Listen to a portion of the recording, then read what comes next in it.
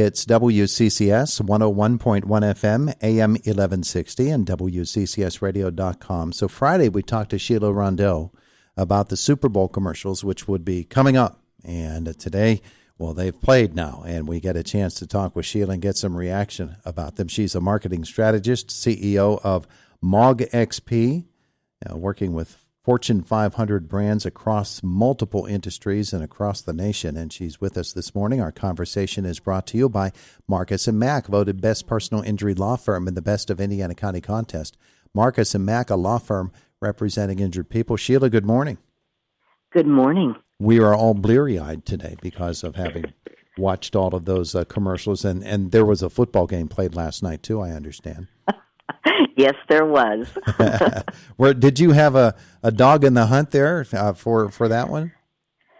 Not really. I was pulling for the Chiefs for family reasons, but I didn't really have a team in it. Yeah. All right. Well, you certainly had a few team members that were watching this though the last night, and the commercials. Of course, the next day is when you read about the reactions. And whose commercials disappointed, whose commercials surprised and excited, and so just off the top of your head, what were the standouts that people are talking about right now? The Beyonce commercial with Verizon seems to do very well, and I agreed with that one because I think it also hit brand spot on. Oh yeah. So that one is an A. I also liked the Dunkin' commercial.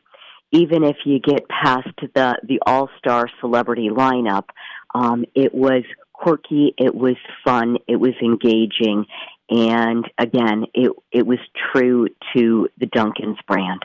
Yeah, and Matt Damon made the commercial with just a couple of lines. Yeah, he was great in it. I got to tell you, I liked Brady in it, too. Yeah, Brady seemed to be having fun with everything that he did last night. Yeah, he went from a straight man to all of a sudden a comedian. All he had to do was retire. Yeah,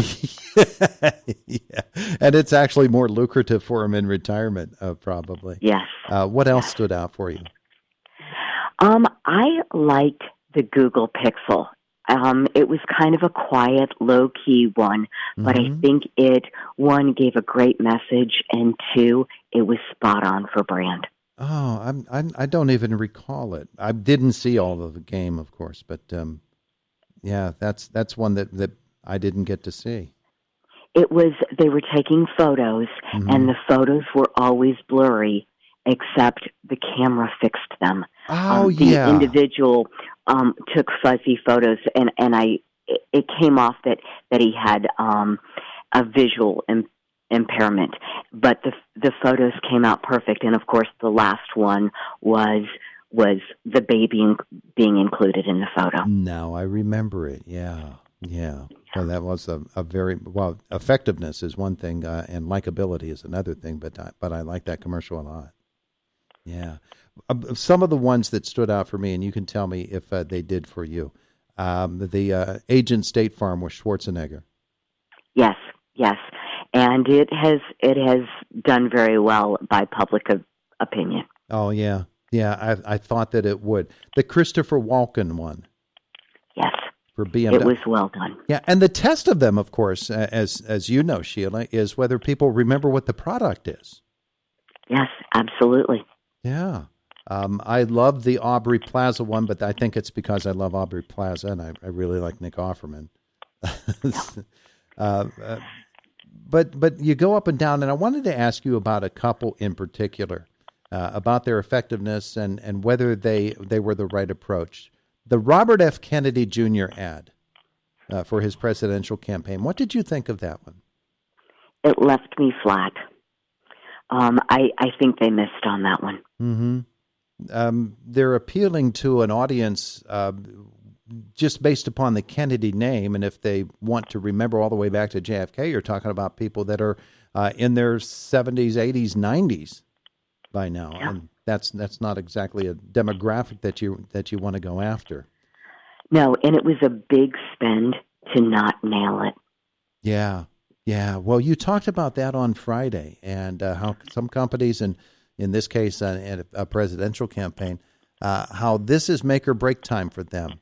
So, did anybody break their year with this last night? I didn't care for the apartments.com commercials and the homes.com. Those left me a little it just didn't do anything for me. Yeah. And to see as many commercials as they had for it not to really hit it, that was disappointing. Yeah, it was for me. What do you think about movie trailers in the football game broadcasts? There were some good ones. The problem is that you're already so overwhelmed that it's hard to keep track of which ones you want to see. Yeah. They're interlaced between the premieres of TV shows and the movie premieres, and sometimes when you're going through them too quickly, it's hard to know which one's which until the end. Yeah, yeah. I think the build-up for some of the commercials as well left us a little flat. The one with Gronk kicking the field goal, with the Carl Weathers thing going on, and it was such a quick moment when he missed that field goal that we never really got context in the commercials themselves. I was disappointed about that one. I really liked the build-up, the part with Carl Weathers, but I felt let down that they didn't take it a little bit further. Yeah, it was just, okay, here's the moment, he swings, he misses, and then let's move on. And I don't think they really made their best hay with that. And unfortunately for the Uber Eats one, sadly, when Jennifer Aniston comes out and David Schwimmer and they do their little thing, the only thing I'm thinking of there is Matthew Perry. Yeah. Yeah, the other part of that one is that commercial is so dependent on hearing the build-up at the very beginning. And in a loud room where people are watching the commercials and talking and everything, that if you miss that first line, none of it made sense. Yeah, yeah. Going back to one of the commercials that you mentioned, the first one that you mentioned, the Beyonce one, when you can throw in a big surprise announcement like she did as well, that really makes it something that people look forward to, doesn't it? It does. It does. And there were lots of teasers that we might see her, but they didn't truly have a teaser showing her. So when she showed up, it was a surprise and delight. She is always fun and entertaining. And then the fact that, again, they continuously nailed it as to what the brand was and what the purpose was. And she could not break the network. Sheila Rondeau is with us this morning again, and we appreciate so much her expertise these last couple of days. She was with us Friday and now today after the Super Bowl commercials. Sheila, when we think about Super Bowl commercials and what they have become in relation to the football game itself, in some cases they actually overwhelm the football game if the game isn't a good one. Had a good one last night. But are we oversaturated with commercials now? Is it too much hype? I started counting the commercials last night, and there were over 90. And at a certain point, I felt like I had seen too many and tried to track too many. Yeah. So personally, yes. Professionally, it's not going to change. Is it more effective? I assume it is, to have your commercial playing in the first quarter than it is the fourth. Not necessarily. No. When you get the anticipation of what is happening in the game, again, it was a close game, so there was that anticipation. Nobody stepped away from the TV. Where early on, okay, it was kind of slow moving, but it really depends on the game. So you're a marketing strategist. If a Fortune 500 company comes up to Sheila next year and says, "Sheila, we need to hit a Super Bowl commercial completely out of the park," what are you going for? You going for celebrities? You going for a comedy touch? How do you approach something like this? It's such a big job. The first thing I look for is authenticity. What does the brand stand for? What is their message?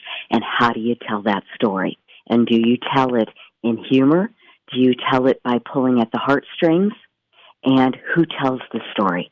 So is it a celebrity or is it an everyday person? And from there, it's a matter of designing the commercial, getting the talent on board, and then pulling it all off. Well, Sheila, it has been a joy to talk to you the last couple of days and talk about Super Bowl commercials. I appreciate all of the time that you've given us. Well, thank you so much. Have a wonderful day today.